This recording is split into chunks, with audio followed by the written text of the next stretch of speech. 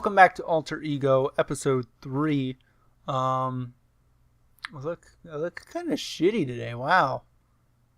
Why do I look like shit? Anyways, we're back in Alter Ego. My audio is going. My capture is going, I think. I don't know. I can't tell. But we're back in Alter Ego. We are doing our childhood right now. And we may or may not get out of childhood this episode. We don't know yet. We'll find out. I'm probably going to record for probably up to 30 minutes and call an episode there. Maybe less depending on where this, ends up. So let's just go and move forward. I remember last time I was avoiding a lot of these family... Is my mouse being recorded this time? No. Alright. Weird. In my test it was being recorded, but I was messing around with a lot of weird settings. So whatever, it's fine. Let's go ahead. It looks like we already made our way down to this part. So I guess we'll start here with social. At school, all of your friends are talking about a television program that you could not stay up to watch. This sounds very familiar. I think I've done this one before. A friend asked if you saw it. I'm unashamed and, no, I didn't watch it. I didn't. Okay?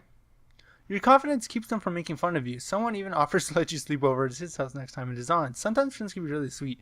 When I was younger, pretty much people around me would watch Adult Swim, but I never really would. The only time I'd ever watch like Adult Swim, because Adult Swim, I had Cartoon Network, but I wouldn't watch Adult Swim, because once Adult Swim came on, I'm like, whatever, I don't give a shit about Family Guy. And so I'd be like, oh, whatever, time for bed. But every time I stayed over at my best friend's house or my grandparents, it was just like, Adult Swim for hours, let's do it. So in a way, I kind of relate, but no one ever was like, did you watch Adult Swim last night? I never got that. I'm going to go ahead and skip that family and go to another social. Your best friend challenges you to a rock throwing competition. Man, can I throw some rocks? Let's do it. I accept the challenge. After several minutes of rock throwing for distance, your friend keeps beating you. God damn it. Your friend dares you to throw a rock onto the roof of an apartment building across the street. No, I'm not going to do that. He eggs you on saying, even a girl! Whoa! Could probably throw it over the roof. You know what? I bet a girl can. Fucking girls are feisty, dude. I bet. A chicken, dude. Chickens are fucking cool. My YouTube channel is called HatchedGeneration. I used to have a chicken as my gamer picture. I have an egg as my current gamer picture. Calling me a chicken is the best thing you could call me, because for years I've been wanting to make a chicken my icon. I just too lazy to make one. So thanks, man. No wonder he's my best friend. He knows me so well. Left or right path? I believe I started childhood on the left, so we're going to go ahead and make a turn over to the right. We're going to skip the top relationship and just go to the right one. It's time to sell raffle tickets for the school baseball team again. I didn't know I was on the baseball team, but I know now. It sounds like something I would not want to do. And, I'd be like, Dad, can you help me? My dad in this game fucking sucks, by the way, but, we'll ask for his help. Dad coaches you from the car as you go from door to door with little success. After an hour, he asks if you'd like to see how it's done. Okay, Dad. Dad shows you the old foot in the door technique at Mrs. Marcus's house. This technique attracts the attention of both Mrs. Marcus and her 85-pound Doberman pincer, Bruiser, who cleanly removes the front of Dad's sneaker. You can, say, that was pretty good, but you can only do it twice. Get it? Because you only have 2 shoes. Or maybe it's time to wrap it up for today. No, the top one's pretty funny. I need to get my humor started in this game, so let's go for it. Now is the best time to get one. Now is not the best time to get wise, but he did ask for it. There are 7 stages. What am I reading that for? I want to do this physical one. While you are outside playing alone, a car pulls over to the side of the road and the driver motions for you to come over. You notice the license plate says OBO 237. OBO 237. That sounds like a music freak. You need to stay away from music freaks. Their entire lives are all about notes and singing and music. Fucking freaks. So I'm going to be suspicious and stay where I'm at. He motions for you to come closer. He has a kind enough face. You didn't say that he's a policeman looking for a friend. Oh, well, if he's a policeman, yes, if you will get in and help him find your friend.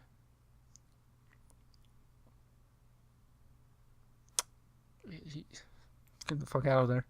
You move away from the man, so suspicious that he might not be telling the truth. This is smart. Intellectual sphere rises sharply. This man hurts children. Dodged the bullet there. Yeah, I was taught young, like, hey, don't talk to strangers. And I was like, I don't even want to talk to people I know. So, works for me. And that's why I never got kidnapped as a child and why I have not been kidnapped today. But I have actually a very coincidental story from yesterday. I was walking to work. Here, I'll reenact it for you guys. I'll reenact what I was doing. Alright, you stay there. Alright. So, I was walking to work, and I stopped because some guy was like, where's the gas station? And I was like, there's a gas station that way! And he was like, huh? And I was like, if you go that way, there's a gas station. And he was like, thanks. Do you go to school here? Yes, I do. What's your major? Art history. Oh my god, this is getting tiring. And he's like, oh, interesting. And then before he could say anything else, I was like, yo, man, look, I'm going to work. I gotta go to my job. I don't want to be late, so I gotta go. I'm not running around over there. And he was like, oh, do you want the ride? Do you want the ride to your work? He didn't say it like that, but it was similar. And I was like, no, I don't know you. And then I walked away. And yeah, that was the story. God, why is it so tiring to run around my living room? Okay. Oh God. Let me drink some Sprite, sponsored by Chick-fil-A.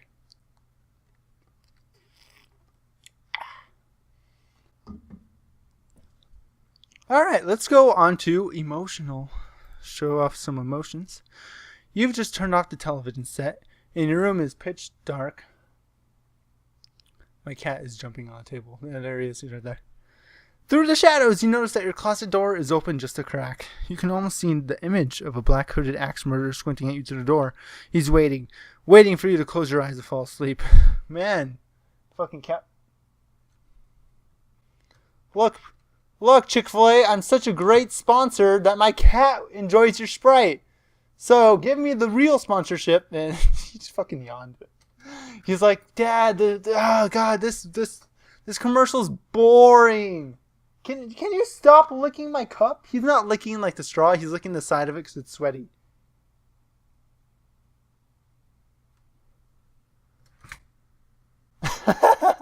He's like, what? Every time I put the camera out, he knows. He's just like, he just stops what he's doing. He's like, oh, what? No, I was just existing here. All right, axe murderer. In the quiet of the night, you can hear his hoarse breath, making deep gurgling sounds.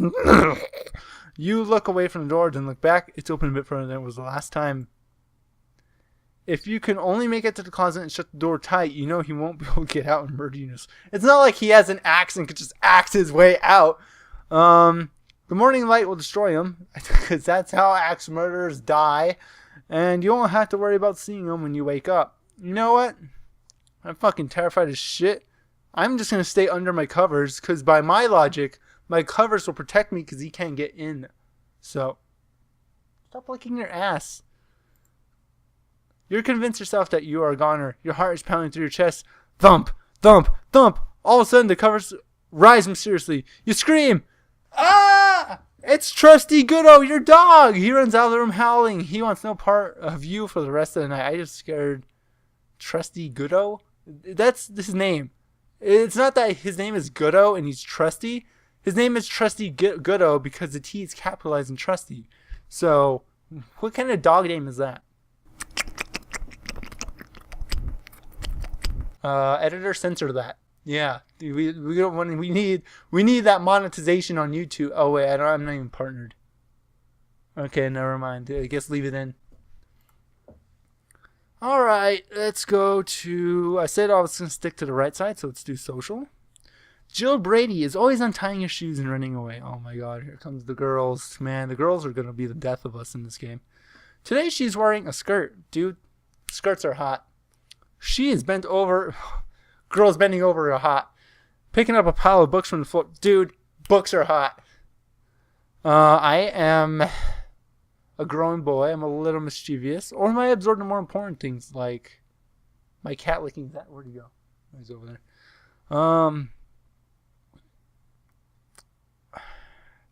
As a kid, I would not do this, but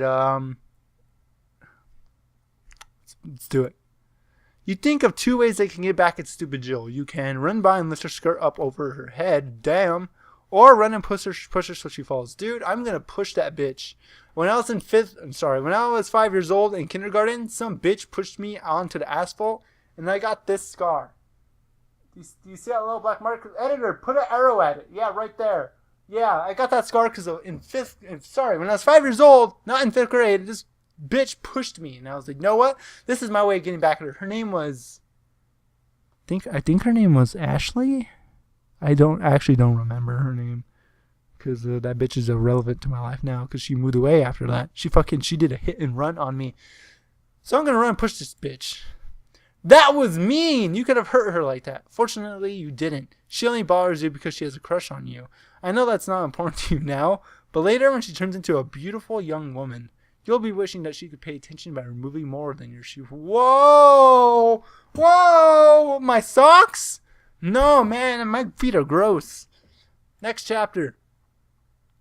Ooh, I have a crossroads. I could go to the left and do some social, intellectual, physical, and whatever that is. I forgot, is it social? Yeah, social again. Why did I forget that fast? Or I could just stick to the... Let's do it all. Your mother is giving you permission to have a party. You want to invite most of the kids from your class. There's one child that you have second thoughts about inviting. His name is Luis Feedback. Is that it? Yeah, Feedback. All the kids call him Louis Feedbag. What the fuck? Because he's very fat. Whoa, okay, that makes more sense. You mentioned to your group of friends that you're thinking about inviting Louis. They make faces and pig noises. Fucking assholes. Some of them say that if you invite the bag, they will stay home. I mean, I have mixed feelings. Because on one hand, I don't know the kid that well, so who cares if he shows up. On the other hand, my friends are assholes, and I want to prove to them that he's probably okay. Let's leave this to the roll of the die. My girlfriend has a die right here. It's a 20-sided die with an inside 20-side die, so you can roll like two 20s at once. I'm just going to go with the outer 20. If it's an even number, we'll invite him. If it's odd, we won't. 15, odd. We are not going to invite Louis.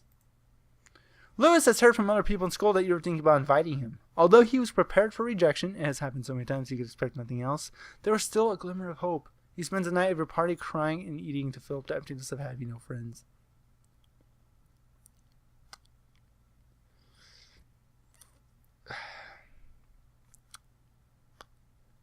Ugh. Okay, let's move on. I got over the guilt already. Let's move on. The boy who sits next to you in school has just passed you a note, folded in a tight square. He motions to you to read it. You look around the room. Mrs. Hennessy, the meanest teacher in the school, and also founder of Hennessy Alcohol, has her back to the class. The note says, "What has more crust than the entire surface of the earth?"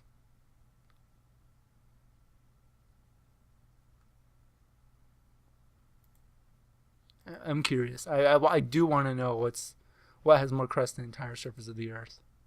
You return a note and wait for another response. All of a sudden you hear Mrs. Hennessy say to your friend, "Mr. Bradley, would you care to share your little secret with the rest of the class? Jimmy Bradley steps out of his seat, stands up, and begins to play dumb. This is his forte. While he is making believe he doesn't know what the teacher's talking about, he crumples up the note and slips it down the back of his pants. Mrs. Hennessy asks him to show her what he has in his hands. Both hands fan open, revealing 2 pink palms. He turns to you and smirks. Later, he tells you that the thing that has more crust on the entire surface of the earth is Mrs. Hennessy's underwear. Oh my god, that is gross. That is gross, Bradley. Bradley, no. Bad Bradley. That is disgusting. That is so disgusting. Intellectual. You are in the candy store buying candy with a $5 bill given to you by your mother. Your bill comes to 50 cents. The man gives you back change, but no dollars. I am angry and I question the man. The man had made an honest mistake, he says. He gives you your money and tells you to be more respectful to adults. Okay, fair enough. Good lesson out of that. You need eyeglasses. No, I don't. I have 20/20 vision. The first day we're in the school, everyone calls you 4 eyes. Your parents refuse to let you get. Yeah.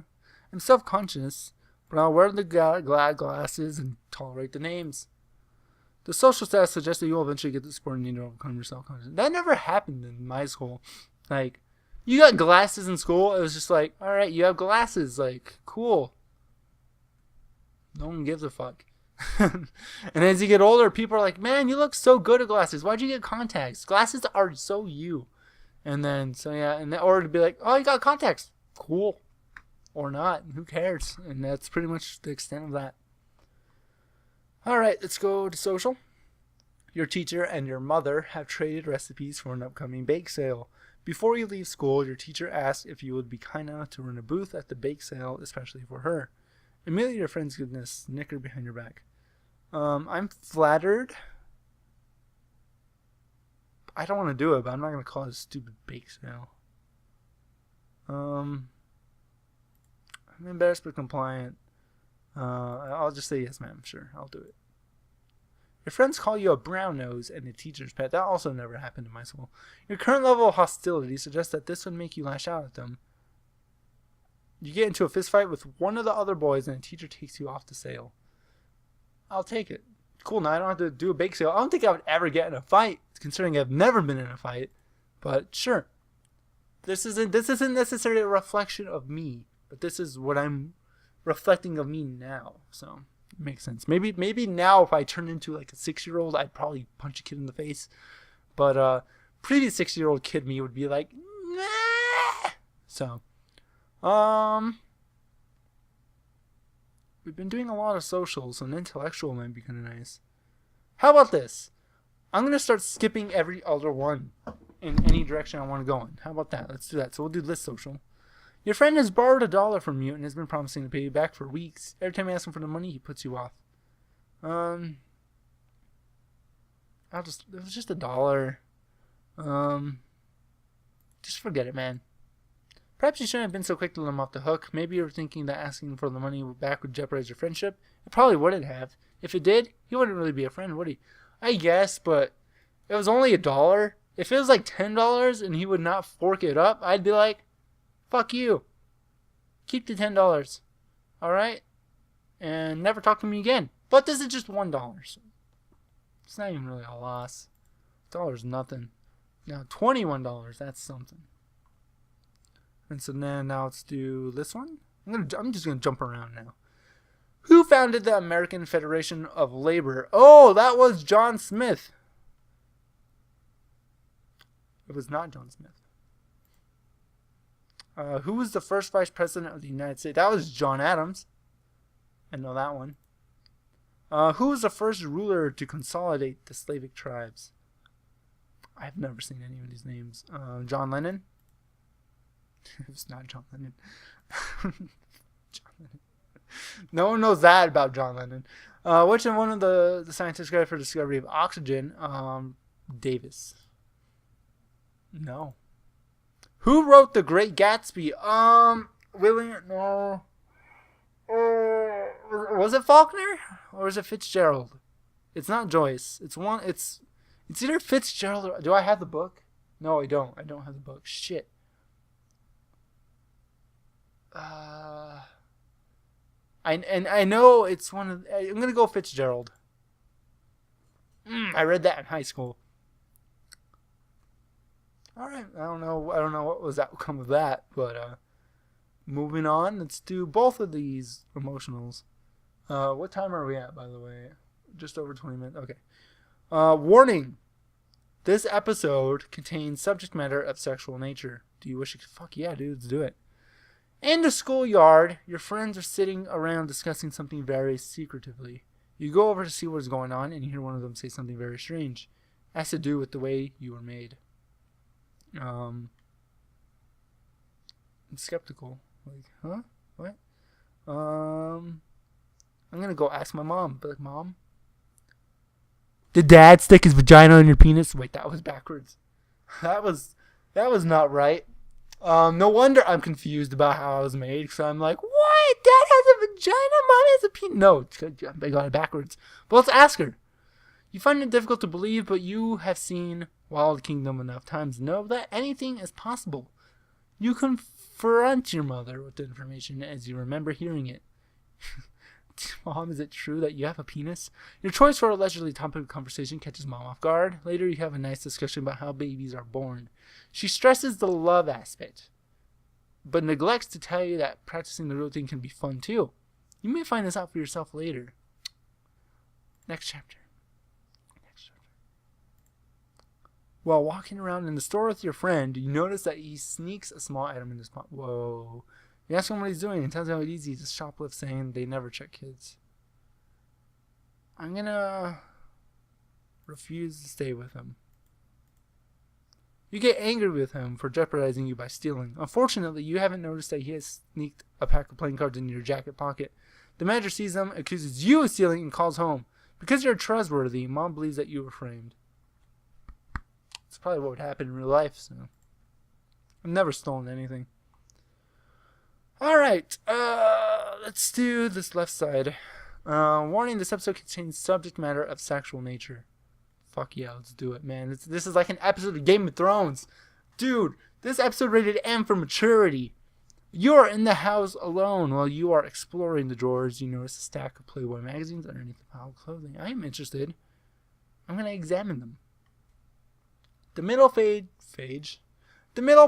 folds out to show a woman with dark hair and very large breasts sitting on the edge of a bed and combing her hair. Her legs are apart. I am confused. Like, what the fuck? Women don't have penises? You ask yourself many questions. Do all women look like this? How old do you have to get before meeting someone like this? What is the strange feeling I have in my pants? I'm going to leave it as is. I don't want to be caught with this. I know that I probably shouldn't have this. I'm going to leave it where it is. I'm going to put it back. Why don't any of the girls in my class look like this? Or do they? Alright. I'm going to go ahead and finish this last social right here. And I think we're almost done. No, we're going all the way. We're going to finish childhood. Marcus, Cripple, and the Tube Heads are the most popular rock group of kids your age. Anyone who likes them is in. If you don't like them or their hit new single, I Love You, Blowtorch Eyes. I love you and your hot fiery eyes. Oh, I love you and your blowtorch eyes. You are a definite geek. I want to be no, I don't care. I'm gonna...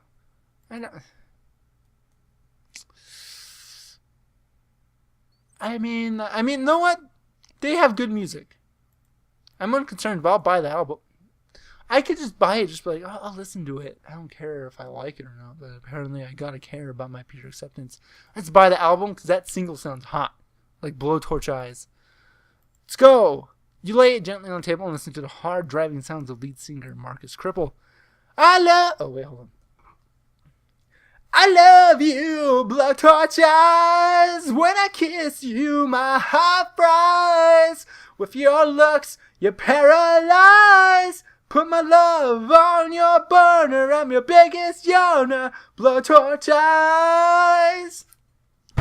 That is so beautiful. My neighbors probably hate me. And they're also like, man, that's a good ass song.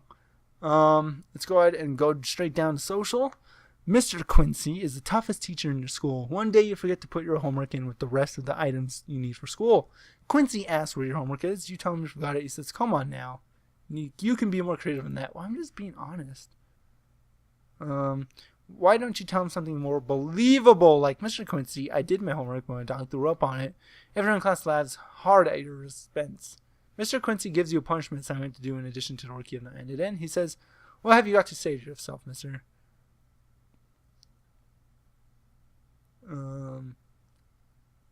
I'm sad because 1, I told the truth and he knocked me down for it. 2, I made a joke. He knocked me down for that. So you know what? I'm really sad right now and I'm going to ask for Mom. You look so pitiful and confused that it infuriates your mother. She sends a note to school and follows up a personal visit. She receives a personal apology from Quincy, but you don't. I'm hurt. Alright? I'm hurt. Every time he speaks to you from now on, he does a tone of sarcasm and false respect. There's definitely something wrong with this man. Yeah, he sounds like a fucking asshole. The family dog has been acting... Trusty Goodo? The family dog has been acting a little peculiarly. No one can figure out why. Some of your family members suggest that he should be given away, or worse, put to sleep. Dad delivers an ultimatum.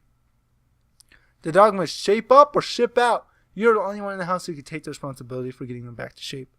You know what? I like my dog. I'm gonna help him. I'm gonna help to train the dog. You spend every available minute keeping an eye on the dog, rewarding him for good behavior, and keeping him out of trouble. One day when you return home from school, you smell what can only be a dog's byproducts. Number 2 to be specific. And the smell is emanating from your parents' bedroom. I remembered this the first time I played this game. You enter the bedroom to find a dog sleeping peacefully in the corner and a sculpture sitting squarely atop Dad's favorite pillow. Fortunately, no one is home. You can dispose of the pillow and play dumb later. Try to wash the pillow or dispose of the pillow. I don't know. Dad, I don't know where the fuck your pillow is. I don't know where it is. Later that evening, everyone gets quizzed on the possible location of Dad's pillow. No one in the house has a motive except the dog. Dad threatens to get rid of the dog. You can tell a story and plead for a dog, setting examples of recent good behavior. Or, Dad, Trusty Goodo shat on your pillow. I tried to hide the evidence, but I just want to point out that Trusty Goodo has been good lately. He's been Goodo. Your father becomes furious. He screams, "Oh, I knew it! That mangy animal's miserable." The following week, the dog's given your Uncle Fred. Alright.